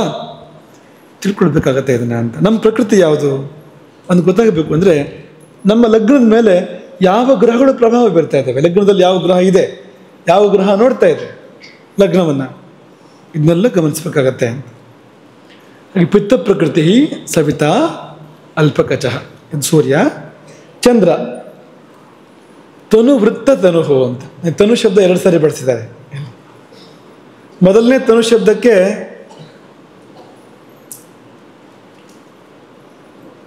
ಚಿಕ್ಕ ಅಂತ ಅರ್ಥ, ಅದಕ್ಕೆ ಸಪುರ ಚಿಕ್ಕ ಅಂತ ಅರ್ಥ ಅದಕ್ಕೆ. ಎರಡನೇ ತನು ಶಬ್ದಕ್ಕೆ ಶರೀರ ಅಂತ ಅರ್ಥ ಅದಕ್ಕೆ. ಹಾಗೆ ತನುಹು ಅಂತ, ಚಿಕ್ಕ ಶರೀರ ಅದು. ಚಂದ್ರ ಪ್ರಭಾವ ಬೀರಿದ್ರೆ ಏನಾಗುತ್ತೆ ಅಂದರೆ ಬೃಹದಾಕಾರ ಆಗೋದಿಲ್ಲ ಅವನು, ಚಿಕ್ಕ ಆಕಾರ, ತುಂಬ ದಪ್ಪ ಆಗೋದಿಲ್ಲ ಅವನು. ಸಪುರ ಹೇಳ್ತಾನೆ, ಚಿಕ್ಕ ಆಕಾರ ಆಗತ್ತೆ, ಉದ್ದನೂ ಆಗಲ್ಲ, ತುಂಬ ಸ್ವಲ್ಪ ವೃತ್ತ ಹತ್ರ ಇರ್ತಾನೆ ಅವನು. ಆಕೃತಿಯಲ್ಲಿ ಅವನು ಚತುರಶ್ರ ಆದರೆ ಇವನು ವೃತ್ತ ಅಂತ. ವೃತ್ತ ಅಂದರೆ ಅದು ಕೆಲವರು ತುಂಬ ತಿಂದು ಉಂಡು ಕೆಲಸ ಮಾಡಿದೆ, ಎಲ್ಲ ಕಡೆ ಉಬ್ಬಿಕೊಂಡು, ಹೊಟ್ಟೆಗೂ ಹೊಟ್ಟೆ ಬೆನ್ನಿಗೂ ಹೊಟ್ಟೆ ಆ ಥರ ಹಾಕ್ಕೊಂಡು ಅದು ಹೀಗಾಗ್ಬಿಡ್ತಾರಲ್ಲ, ಆ ತರಹ ಅಲ್ಲ ಇದು. ಯಾಕೆಂದರೆ ತನು ಅಂತಿದೆಯಲ್ಲ, ತುಂಬ ದೊಡ್ಡದಾಗಿ ಹೋಗಿಲ್ಲ ಅದು ಅಂತ. ಚಂದ್ರ ಬಂದರೆ ಅಂತ, ಚಂದ್ರ ಶಿಶುವಿಗೆ ಕಾರಕ. ಚಂದ್ರ ಚಿಕ್ಕ ಶಿಶುಗಳಿಗೆ ಚಂದ್ರ ಕಾರಕ ಆಗ್ತಾನೆ. ಮುಪ್ಪಿನ ಮುದುಕರಿಗೆ ಶನಿ ಕಾರಕ ಆಗ್ತಾನೆ, ಬೇರೆ ಬೇರೆ ಗ್ರಹಗಳು ಬೇರೆ ಬೇರೆ ಥರ ಕಾರಕರಾಗ್ತಾರೆ. ಹಾಗಾಗಿ ತುಂಬ ದೊಡ್ಡದಾಗೋದಕ್ಕೆ ಚಂದ್ರ ಬಿಡೋದಿಲ್ಲ ಅಂತ, ಚಿಕ್ಕದಾಗಿರ್ತಾರೆ ಅವರು ಅಂತ. ಆದರೆ ಚಿಕ್ಕ ಚೊಕ್ಕ ಚಂದ ಅದೆಲ್ಲ ಇದೆ ಚಂದ್ರನಿಗೆ, ಕಾಂತಿ ಅದೆಲ್ಲ ಕೊಡ್ತಾನೆ. ಅವನ ಪ್ರಭಾವ ತುಂಬ ಬಂತು ಲಗ್ನದ ಮೇಲೆ ಅಂದರೆ ಇದೆಲ್ಲ ಬರುತ್ತೆ ಅಂತ. ಹಾಗೆ ತನು ವೃತ್ತ ತನುಹು ವೃತ್ತಾಕಾರ, ಅದರ ಚಿಕ್ಕದು ಅಂತ ಶರೀರ. ಬಹು ವಾತ ಕಫಃ, ಅದೆರಡು ಜಾಸ್ತಿ, ವಾತ ಕಫ ಜಾಸ್ತಿ, ಅದರಲ್ಲಿಯೂ ವಾತ ಜಾಸ್ತಿ, ವಾತ ಕಫದಲ್ಲಿ ಕೂಡ ಅಂತ. ಪ್ರಾಜ್ಞಶ್ಚ, ಚಂದ್ರ ಅಂದ್ರೆ ಏನು? ವಿವೇಕಿ, ಮೂರ್ಖ ಅಲ್ಲ. ಚಂದ್ರಗ್ರಹದ ಪ್ರಭಾವ ತುಂಬ ಬಂದರೆ ಅವನು ಪ್ರಾಜ್ಞನಾಗಿರ್ತಾನೆ ಹೊರತು ಮೂರ್ಖನಾಗಿರೋದಿಲ್ಲ. ಯಾಕೆಂದರೆ ಬೆಳಕಲ್ವ ಚಂದ್ರ ಅಂದರೆ. ಈ ಚಂದ್ರನ ಬೆಳಕಿದ್ರೆ ನಮಗೆ ರಾತ್ರಿಯಲ್ಲಿ ನಡ್ಕೊಂಡು ಹೋಗಿ ಸುಲಭ ಆಗತ್ತೆ, ದಾರಿ ಸುಲಭ ಆಗತ್ತೆ ನಮಗೆ ನೋಡಿ. ಹಾಗೆ ಬೆಳಕಿರುವವನು ಅಂಥವನಾಗ್ತಾನೆ ಹೊರತು ಕತ್ಲಿರೋನು, ತಲೆ ಒಳಗೆ ಕತ್ಲಿರೋನಾಗೋದಿಲ್ಲ, ಬೆಳಕಿರೋನಾಗ್ತಾನೆ ಅಂತ ತಾತ್ಪರ್ಯ ಅಂತ. ಪ್ರಾಜ್ಞಶ್ಚ ಶಶಿ, ಶಶಿ ಅಂದರೆ ಚಂದ್ರ. ಮೃದುವಾಕ್, ಮೃದುವಾಗಿ ಮಾತಾಡ್ತಾನೆ ಅವನು. ಕಣ್ಣಿಗೆ ಕೈ ಹಾಕಿದಂಗೆ ಮಾತಾಡೋದು ಅಂತ ಒಂದು ಭಾಷೆ ಇದೆ ಕನ್ನಡದಲ್ಲಿ. ಅಂದರೆ ಮಾತಾಡಿದ್ರೆ ಮೈ ಮೇಲೆ ಬರ್ತಾರೆ ಅಂತ ಅನ್ನೋ ಥರ ಹೇಳ್ತಾರೆ ನೋಡಿ. ಕಣ್ಣಿಗೆ ಕೈ ಹಾಕಿದಂಗೆ ಮಾತಾಡೋದು ಅಂತ, ಹಿಂಗೆ ಆ ಥರನೇ ಮಾತಾಡೋದು ಅಂತ. ಬುಸ್ ಅಂತ ಹಂಗಲ್ಲ ಅಂತ, ತುಂಬ ಮೃದುವಾಗಿ ಮಾತಾಡ್ತಾನೆ ಅಂತ. ಚಂದ್ರ ಅವನ ಪ್ರಭಾವ ಜಾಸ್ತಿ ಇದ್ರೆ ಹೀಗಿರ್ತಾರೆ ಅವರು ಅಂತ. ಮೃದುವಾಕ್ ಶುಭದೃಕ್ ಅಂದರೆ ಒಳ್ಳೆ ನೋಟ ಅದು ಅಂತ.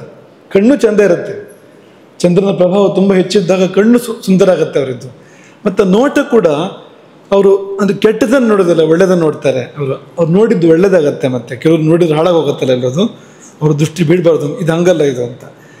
ಇವ್ರು ನೋಡಿದ್ದು ಒಳ್ಳೇದಾಗತ್ತೆ, ಒಳ್ಳೆಯದನ್ನು ನೋಡ್ತಾರೆ ಅಂತ. ಎರಡೂ ಸೇರುತ್ತೆ ಅಲ್ಲಿ ಅಂತ ಚಂದ್ರ ಆದರೆ ಅಂತ. ಈಗ ನೋಡೋಣ ಮತ್ತೊಂದು ಇನ್ನೊಂದು ವೈವಿಧ್ಯ ನೋಡೋಣ ಇದ್ರದ್ದು, ಮುಂದಕ್ಕೆ ಹೋಗೋಣ. ಕುಜ ಹೇಗಿರ್ತಾನೆ ಅಂದರೆ ಅಲ್ಲಿಂದ ಶುರುವಾಗತ್ತೆ ಕುಜಂದು. ಚಂದ್ರ ಬಿಟ್ಟಲಿಂದಲೇ ಕುಜ ಪ್ರಾರಂಭ ಆಗ್ತಾನೆ ಅಂತ. ಮೊದಲನೇ ಶಬ್ದ ಏನು? ಕ್ರೂರ ದೃಕ್ ಅಂತ. ನೋಟವೇ ಕ್ರೂರ ಅಂತ, ಕೆಟ್ಟದ ನೋಡೋದು ಅಂತ ಅನ್ನೋ ಥರ ಅಂತ. ನೋಟದಲ್ಲೇ ಹಿಂಸೆ ಇದೆ ಅಂತ. ಯಾಕಂದ್ರೆ ಈ ಗ್ರಹ ಕ್ರೌರ್ಯಕ್ಕೆ ಕಾರಕ ಅಂತ. ಇವನಿಲ್ದ ಕ್ರೌರ್ಯ ಇಲ್ಲ ಅಂತ, ಅಷ್ಟು ಕಠೋರ ಗ್ರಹ ಇದೆ ಅಂತ. ಹಾಗಾಗಿ ಕ್ರೂರ ದೃಕ್, ನೋಟದಲ್ಲಿ ಕ್ರೌರ್ಯ ಬರುತ್ತೆ ಕುಜನ ಪ್ರಭಾವ ಹೆಚ್ಚಾದರೆ. ರಾವಣ ಉದಾಹರಣೆಗೆ, ಕುಜನ ಗುಣಗಳು ತುಂಬ ಇದೆ ರಾವಣನಿಗೆ. ತರುಣ ಮೂರ್ತಿ ಅಂದರೆ ಈ ಕುಜ ತುಂಬ ಎತ್ತರ ಆಗೋಲ್ಲ. ನಾತ್ಯುಚ್ಚಾಂಗ ಅಂತ ಬಂದಿತ್ತು ನೋಡಿ ನಿನ್ನೆ ಕುಜನ ವರ್ಣನೆ ಮಾಡ್ಬೇಕಾದ್ರೆ. ನಾತ್ಯುಚ್ಚಾಂಗ ಅಂತ ತುಂಬ ಎತ್ತರ ಆಗೋದಿಲ್ಲ ಕುಳ. ಕುಜನ ಪ್ರಭಾವನೆ ಬಿತ್ತು ಸರಿಯಾಗಿ ಅಂದರೆ ಕುಳ ಆಗ್ತಾನ ಅವನು ಅಂತ, ಎತ್ತರ ಆಗಲ್ಲ ಅವನು ತುಂಬ ಅವನು ಅಂತ. ತರುಣ ಮೂರ್ತಿ ಒಂದು ಒಳ್ಳೆ ಗುಣ ಕುಜನದ್ದು ಅಂದರೆ ಉದಾರಹ ಅಂತ. ಔದಾರ್ಯ ಬರುತ್ತೆ, ಕೊಡು ಒಂದೇ ಅಕ್ಕೆ 3 ಕೊಡು ಅನ್ನೋದು ಬರುತ್ತೆ, ಔದಾರ್ಯ ಇರುತ್ತೆ ಅಂತ ಕುಜನಿಗೆ ಅಂತ. ಪೈತ್ತಿಕ, ಇವನು ಪಿತ್ತವೆ, ರವಿನೂ ಪಿತ್ತವೆ, ಕುಜನೂ ಪಿತ್ತವೆ. ಅದೊಂದು ಸ್ವಲ್ಪ ಒಳ್ಳೆ ಪಿತ್ತ ರವಿ ಅಂದರೆ, ಅದು ರಾಜಪಿತ್ತ ಅದು ರವಿ ಅಂದರೆ. ಇದು ಸ್ವಲ್ಪ ಆ ಥರ ಅಲ್ಲ, ಇದು ಸ್ವಲ್ಪ ತೀಕ್ಷ್ಣ ಇದು ಅಂತ ಕುಜನ ಪಿತ್ತ. ಪೈತ್ತಿಕ ಸುಚಪಲಹ ಅಂತ. ಯಾರ ಮೇಲೆ ಕುಜನ್ ಪ್ರಭಾವ ತುಂಬ ಬರುತ್ತೋ ಅವರು ತುಂಬ ಚೇಷ್ಟೆ ಮಾಡ್ತಾರೆ, ತುಂಬ ಲೂಟಿ ಮಾಡ್ತಾರೆ. ಕೂತಲು ಕೂರೋಕ್ಕಾಗೋದಿಲ್ಲ ಅವರಿಗೆ. ಕೂತ್ಕೊಂಡ್ರೆ ನರಕ ಬೇರೆ ಇಲ್ಲ ಅಂತ ಅನ್ಸ್ಬಿಡುತ್ತೆ ಅವ್ರಿಗೆ ಅದು, ಒಂದೇ ಕಡೆ ಕೂತ್ಕೊಂತಂದರೆ. ಹಾಗೆ ಯಾವ್ಯಾವ ನಿಮ್ಗೆ ಅನುಭವಕ್ಕೆ ಬರುತ್ತೋ ಆಗೆಲ್ಲ ನೀವು ತಿಳ್ಕೊಳ್ಬೋದು, ಕುಜ ಕೆಲಸ ಮಾಡ್ತಾ ಇದ್ದೇನೆ, ಕುಜ ಕೆಲಸ ಮಾಡ್ತಾ ಇದ್ದೇನೆ ತಿಳ್ಕೊಳ್ಬೋದು ನೀವು ಅಂತ. ಈ ಚಿಕ್ಕ ಮಕ್ಕಳು ಲೂಟಿ ಮಾಡ್ತಾರಲ್ಲ ಅದೆಲ್ಲ ಕುಜ ಅಂತ. ತುಂಬ ಶಿಶು ಆದರೆ ಚಂದ್ರ ಅಂತ, ಅಷ್ಟು ಚಂದ ಇರುತ್ತೆ ಮಗು ಆಗ ಅಂತ. ಮತ್ತು ತುಂಬ ಆ ಚಂದ್ರನ ಗುಣಗಳೆಲ್ಲ ಇರುತ್ತೆ ಅಂತ ಅಲ್ಲಿ. ಸ್ವಲ್ಪ ದೊಡ್ಡವಾದ ಕುಜ ಅಂತ, ಲೂಟಿ ಚೇಷ್ಟೆ, ಹಾರು ಬೀಳು, ಗಾಯ ಮಾಡ್ಕೋ, ಹೊಡಿ, ಇದೆಲ್ಲ ಶುರುವಾಗುತ್ತೆ ನೋಡಿ, ಕುಜ ಅದು ಅಂತ. ಸುಚಪಲಹ ಕೃಷ ಮಧ್ಯ ಅಂತ. ಮಧ್ಯ ಕೃಷ ಆಗತ್ತೆ ಕುಜನ ಪ್ರಭಾವ ಇದ್ದರೆ, ಮಧ್ಯ ಕೃಷ ಆಗತ್ತೆ ಅಂತ. ಮೇಲೆ ಕೆಳಗೆ ದಪ್ಪ, ಮಧ್ಯ ಕೃಷ ಡಮರುಗೊತ್ತರ ಆ ಥರ ಬರುತ್ತೆ ಅಂತ. ಸೊಂಟ ಸಪ್ರ ಆಗತ್ತೆ ಅಂತ. ಕುಜನ ಪ್ರಭಾವ ತುಂಬ ಇದ್ದಾಗ ಸೊಂಟ ಸಪ್ರ ಆಗತ್ತೆ. ಅದಿಲ್ಲ ಇದ್ರೆ ಸೊಂಟ ದಪ್ಪ ಆಗ್ಬೋದು, ಇಷ್ಟ ಆಗಲ್ಲ, ಮೇಲಿಂದ ಕೆಳಗಿನವ್ರಿಗೆ ಒಂದೇ ಥರ ಅಂತ ಹಂಗಾಗ್ಬೋದು. ಇದು ಹಂಗಾಗಲ್ಲ ಅಂತ.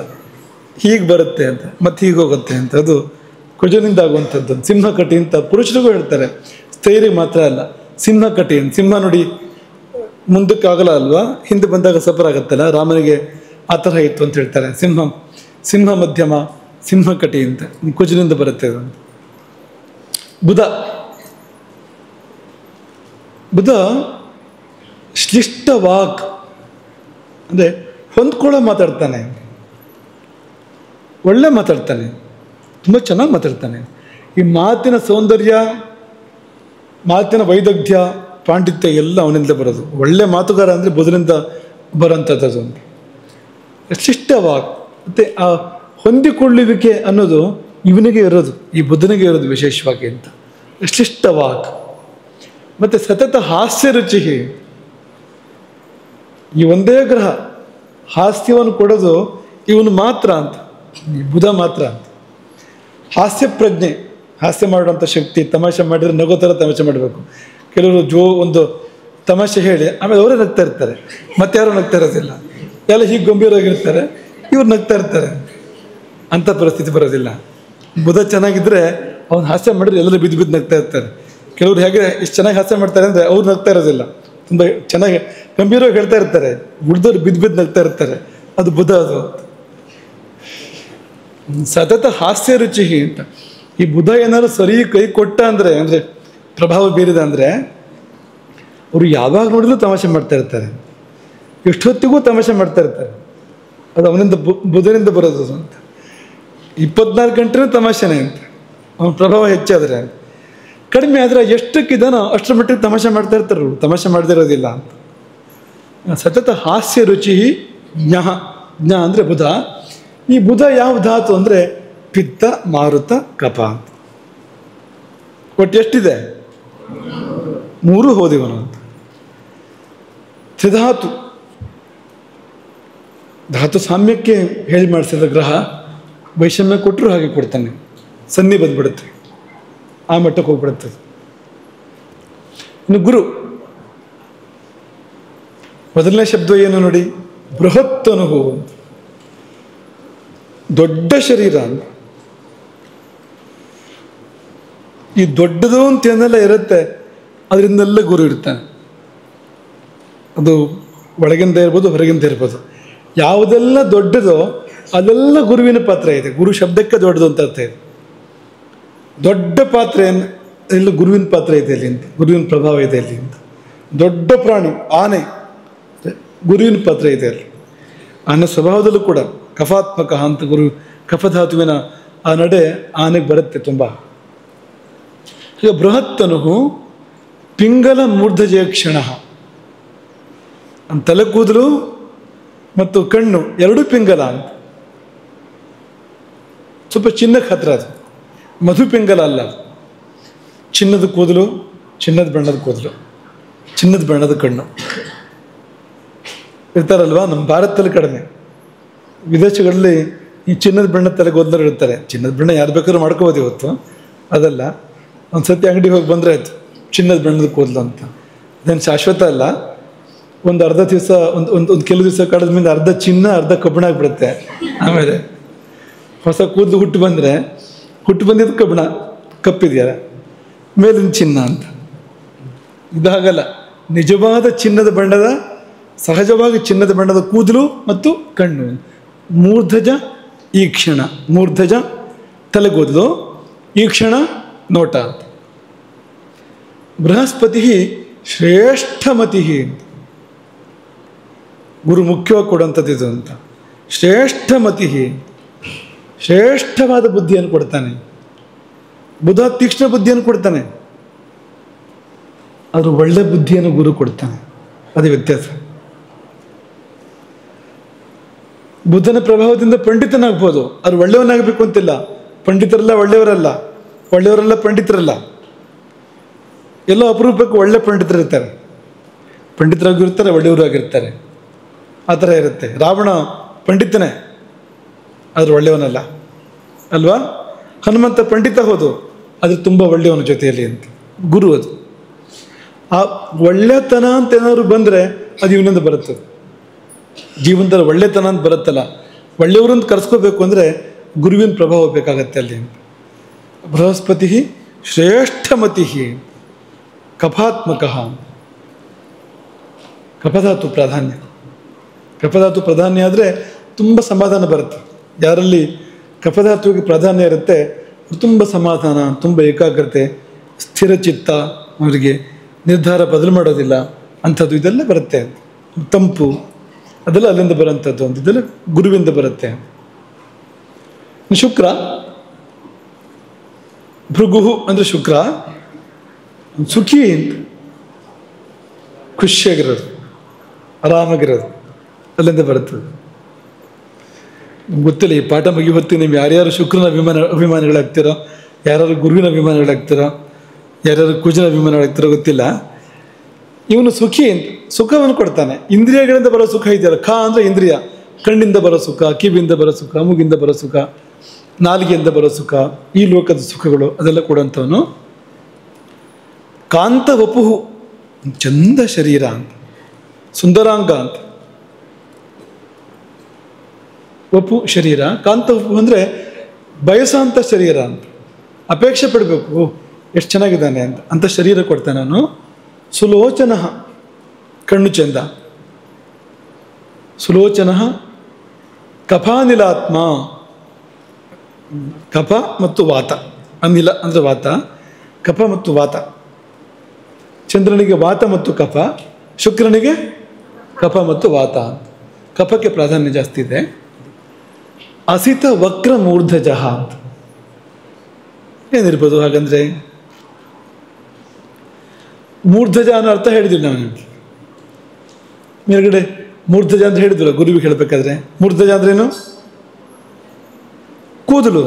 ಮೂರ್ಧ ಅಂದರೆ ನೆತ್ತಿ, ನೆತ್ತಿಯಲ್ಲಿ ಬೆಳೆಯೋದೇ ಅದು ಕೂದಲು, ಬೆಳೆಯೋರಿಗೆ ಬೆಳೆಯುತ್ತೆ ಅಂತ. ಮೂರ್ಧಜ ಅಂದರೆ ಕೂದಲು. ಆ ಕೂದಲು ಅಸಿತ ಮತ್ತು ವಕ್ರ ಅಂತ. ಅಸಿತ ಅಂದರೆ ಕಪ್ಪು, ಸಿತ ಅಂದರೆ ಬಿಳಿ, ಅಸಿತ ಅಂದರೆ ಕಪ್ಪು, ವಕ್ರ ಅಂದರೆ ಗುಂಗುರು. ಕಪ್ಪಾದ ಗುಂಗುರು ಕೂದಲುಳ್ಳವನು ಕೃಷ್ಣನ ನೆನಪು ಮಾಡ್ಕೊಳ್ಳಿ. ಕಡುಗಪ್ಪಾದ ಗುಂಗುರು ಕೂದಲುಳ್ಳವನು ಶುಕ್ರ. ಶ್ಯಾಮ ಅಂತ ಬಂದಿತ್ತಲ್ಲ, ಶುಕ್ರನ ವರ್ಣನೆ ಮಾಡಬೇಕಾದ್ರೆ ಶ್ಯಾಮಲ ವರ್ಣ ಅಂತ ಇಲ್ಲಿ ಬಂತು ನೋಡಿ. ತಲೆ ಕೂದಲು ಆ ಥರ ಕೊಡ್ತಾನೆ, ಕಪ್ಪಾದ ತಲೆ ಕೂದಲು ಕೊಡ್ತಾನೆ, ಗುಂಗುರು ಕೊಡ್ತಾನೆ. ಶನಿ, ಶನಿಯ ಮುಖ್ಯ ಸ್ವಭಾವ ಅಂದರೆ ಮಂದ. ಮಂದ, ಚುರುಕಿಲ್ಲ, ನಿಧಾನ, ಎಲ್ಲವೂ ಕೂಡ ಎಲ್ಲರಿಗಿಂತ ನಿಧಾನ ಇವನು ಶನಿ, ಎಲ್ಲರಿಗಿಂತ ನಿಧಾನ. ಅಲಸಹ ಅಂದರೆ ಆಲಸ್ಯ ಅಂತ. ಕಪಿಲ ದೃಕ್, ಕಣ್ಣು ಕಪಿಲ ಅವನದು ಅಂತ. ಕಂದು ಜಾಸ್ತಿ ಬರುತ್ತೆ, ಕಪಿಲ ಅಂದರೆ ಕಂದು ಜಾಸ್ತಿ ಬರುತ್ತೆ. ಕಪಿಲ ದೃಕ್.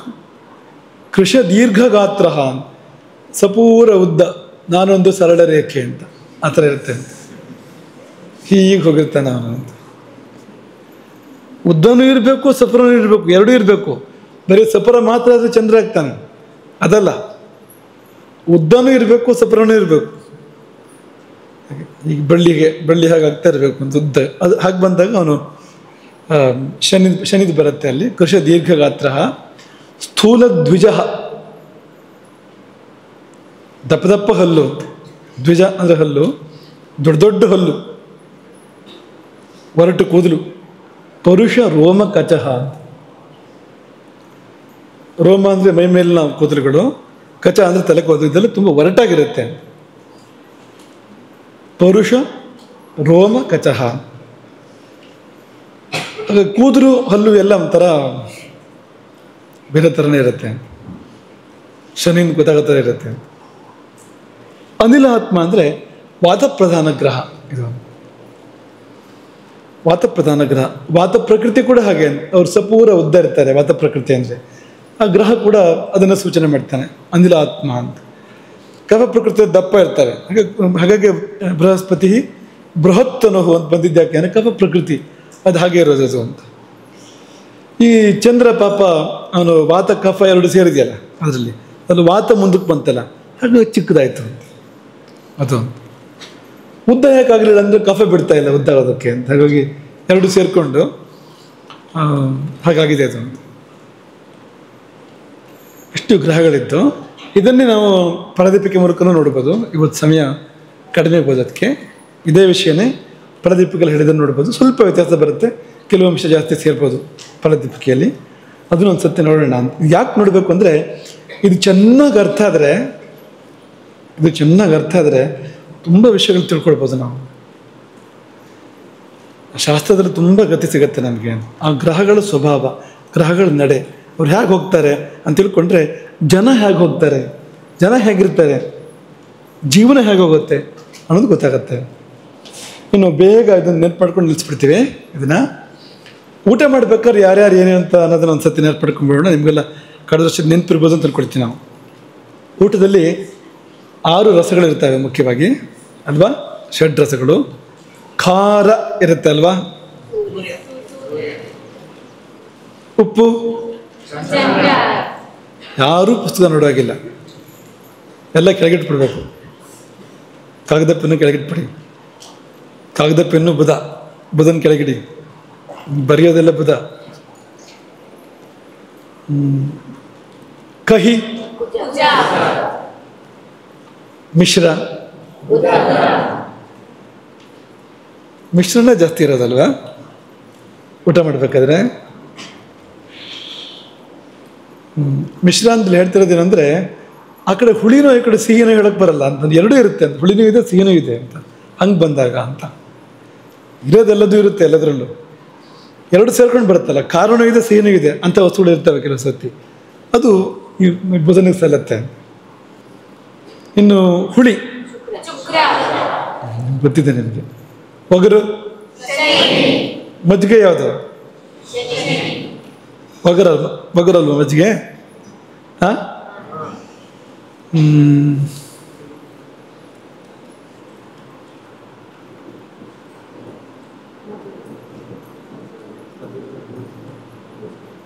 ದ್ರಾಕ್ಷಿ ಹಣ್ಣು ಯಾರು ಬೇಕು ಅಂತಲೇ ಕೇಳಿರೋದು. ಆ ನರಿ ದ್ರಾಕ್ಷಿ ಇದೆಯಲ್ಲ ಅದ್ಯಾರು? ನರಿ ಕತೆ ಗೊತ್ತಲ್ಲ ನಿಮ್ಗೆ? ಹಾಂ, ಎಟಕ್ದಿರೋ ದ್ರಾಕ್ಷಿ ಇನ್ನು ಹೇಳಿ ಪ್ರಯೋಜನ ಇಲ್ಲ ಬಿಡಿ. ಹಾಗಲಕಾಯಿ ಕುಜನ, ಮೆಣಸಿನ್ಕಾಯಿ, ಸೇಬು ಹಣ್ಣು ಹುಳಿ ಇರಲ್ವಾ? ಅದು ಸಿಹಿನೇ ಇರುತ್ತಾ? ಸ್ವಲ್ಪ ಒಗರು ಇರುತ್ತಾ? ಇಲ್ವಾ? ದಾಳಿಂಬೆ ಹಣ್ಣು ಇದಕ್ಕೇನಿರುತ್ತೆ? ದಾಳಿಂಬೆ ಹಣ್ಣಿಗೆ ಯೋಚನೆ ಮಾಡ್ಬೇಕು ಸರಿಯಾಗಿ. ದಾಳಿಂಬೆ ಹಣ್ಣು ಹೇಗಿರುತ್ತೆ?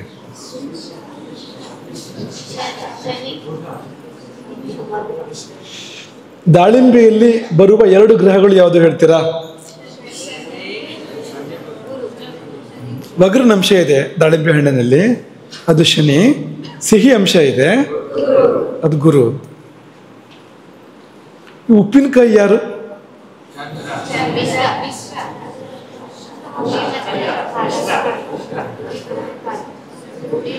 ಉಪ್ಪಿನಕಾಯಿ ಖಾರನ ಹುಳಿನ?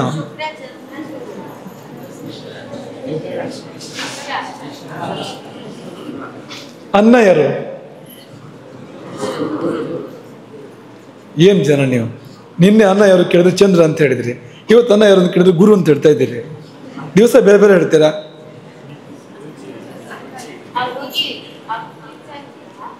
ಆ ವಸ್ತು ಚಂದ್ರ, ಅದರ ರಸ, ಆ ರುಚಿ ಇದೆಯಲ್ಲ ಅದು.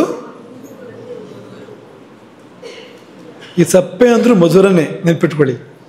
ನಾವು ಸಪ್ಪೆ ಅಂತ ಯಾವುದಕ್ಕೆ ಹೇಳ್ತೀವಿ ಅದು ಮಧುರಕ್ಕೆ ಬರುತ್ತೆ. ಯಾವುದು ಹುಳಿ ಉಪ್ಪು ಖಾರ ಯಾವುದು ಇಲ್ವೋ ಅದು ಮಧುರವೇ. ಮಧುರ ಇದ್ದೇ ಇರುತ್ತೆ, ಎಲ್ಲ ವಸ್ತುವಲ್ಲೂ ಮಧುರ ಇದ್ದೇ ಇರುತ್ತೆ. ಈ ರಸಗಳು ಜಾಸ್ತಿ ಇದ್ದಾಗ ಅದ್ರ ಪ್ರಭಾವ ಜಾಸ್ತಿ ಗೊತ್ತಾಗತ್ತೆ ಹೊರತು ಮಧುರವೇ ಮೂಲಾಧಾರ ಅಂತ, ಅದು ಇದ್ದೇ ಇರುತ್ತೆ ಅಂತ. ಪಾಯಸ ಇದನ್ನು ಜಾಸ್ತಿ ಮಧುರ ಅಂತಷ್ಟು ಹೊರತು ಅತಿ ಮಧುರ ಅಂತ ಹೊರತು ಚಪಾತಿ ಮಧುರ ಅದು, ರೊಟ್ಟಿ ಮಧುರವೇ ಅದು. ಊಟದಲ್ಲಿ ಮೊದಲು ಯಾವ ಗ್ರಹ ಬರ್ತಾನೆ ಊಟದಲ್ಲಿ? ಸ್ವಲ್ಪ ಹೊಸ ವಿದ್ಯಾರ್ಥಿಗಳು ಹೇಳಿ ಇದನ್ನ. ಮೊದಲು ಯಾವ ಗ್ರಹ ಬರಬೇಕು ಊಟದಲ್ಲಿ? ಕೊನೆಯಲ್ಲಿ ಯಾವ ಗ್ರಹ ಬರಬೇಕು? ಮಧ್ಯೆ ಯಾರಾದ್ಮೇಲೆ ಯಾರು ಬರಬೇಕು? ಗುರು ಆದ್ಮೇಲೆ ಯಾರು ಬರಬೇಕು? ಚಂದ್ರ ಬರಬೇಕಾ? ಹಂಗಿಲ್ವಾ ಅಂತ.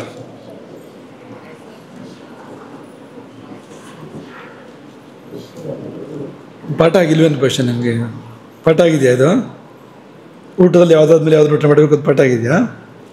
ಹಾಂ, ಹುಳಿ ಆದಮೇಲೆ ಉಪ್ಪು ಬರಬೇಕು, ಸಿಹಿ ಆದಮೇಲೆ ಹುಳಿ ಬಂದು ಉಪ್ಪು ಬರಬೇಕು. ಪದ್ಧತಿಗಳು ಸರಿ ಇರೋದಿಲ್ಲ. ಈ ಪದ್ಧತಿಗಳಲ್ಲಿ ಮೊದಲು ಉಪ್ಪಿನಕಾಯಿ ತಂದು ಬಡಿಸ್ತಾರೆ. ಅದು ಕೆಟ್ಟ ಕ್ರಮ, ಅದು ಒಳ್ಳೆ ಕ್ರಮ ಅಲ್ಲ, ಅದು ಸರಿಯಾದ ಕ್ರಮ ಅಲ್ಲ. ಅದು ಮೊದಲೇನು ಬರುತ್ತೆ ಹೇಳಿ? ತುಪ್ಪ ಬರಬೇಕು ಮೊದಲು, ಎಲ್ಲಕ್ಕಿಂತ ಮೊದಲು ತುಪ್ಪ ಬರಬೇಕು, ಅದಾದ್ಮೇಲೆ ಪಾಯಸ ಬರಬೇಕು. ಅದೆಲ್ಲ ಗುರು. ನಾಳೆ ನೋಡೋಣ. ನಾಳೆ ನೀವು ನೋಡ್ಕೊಂಡು ಬರಬೇಕು. ಒಂದು ಸಣ್ಣ ಅಭ್ಯಾಸ ಕೊಡ್ತೀನಿ ನಿಮಗೆ. ಈಗ ಈ ನವರಸಗಳು ಅಂತಿರುತ್ತಲ್ಲ, ನವರಸಗಳು ಗೊತ್ತಾದಷ್ಟು ನೋಡ್ಕೊಂಡು ಬನ್ನಿ ಸಾಕು. ಯಾವ್ಯಾವ ಗ್ರಹಕ್ಕೆ ಬರುತ್ತೆ ಅದು ನವರಸಗಳು ಅಂತ. ಶೃಂಗಾರ ಯಾರಿಗೆ ಬರುತ್ತೆ? ವೀರ ಯಾರಿಗೆ ಬರುತ್ತೆ? ರೌದ್ರ ಯಾರಿಗೆ ಬರುತ್ತೆ? ಭಯಾನಕ ಯಾರಿಗೆ ಬರುತ್ತೆ? ಶಾಂತ ಯಾರಿಗೆ ಬರುತ್ತೆ? ಎಲ್ಲ ಹೇಳಿ ಮುಗಿಸ್ತಾ ಇದ್ದೀರಿ ಈಗಲೇ ನೀವು. ಕರುಣ ಯಾರಿಗೆ ಬರುತ್ತೆ? ಕರುಣೆ ಗುರುವಿಗೆ ಬರುತ್ತೆ. ಕರುಣ ರಸ ಅಂದ್ರೆ ದುಃಖ ಅಂತ. ದುಃಖ ಯಾರಿಗೆ ಬರುತ್ತೆ? ಹಾಸ್ಯ ಯಾರಿಗೆ ಬರುತ್ತೆ? ಇದನ್ನ ಜ್ವರ ಹೇಳ್ತೀವಿ, ಹೇಳಾಯ್ತು ನೀವು. ಶೃಂಗಾರ ಶುಕ್ರನಿಗೆ ಬರುತ್ತೆ, ವೀರ ಸೂರ್ಯನಿಗೆ ಬರುತ್ತೆ. ಉತ್ಸಾಹ, ಧೈರ್ಯ, ಶೌರ್ಯ ಇದೆಲ್ಲ ರವಿಗೆ ಸೇರಿರೋಂಥದ್ದು, ಸೂರ್ಯನಿಗೆ ಸೇರಿರೋಂಥದ್ದು. ಕುಜ ಬಂದರೆ ರೌದ್ರ ಆಗುತ್ತದು ಅಂತ, ಇನ್ನೊಂದು ಚೂರದು ಇನ್ನೂ ಕೆಂಪಾಗಬೇಕು ಅದು ಅಂತ, ರೌದ್ರ ಕುಜ ಅಂತ.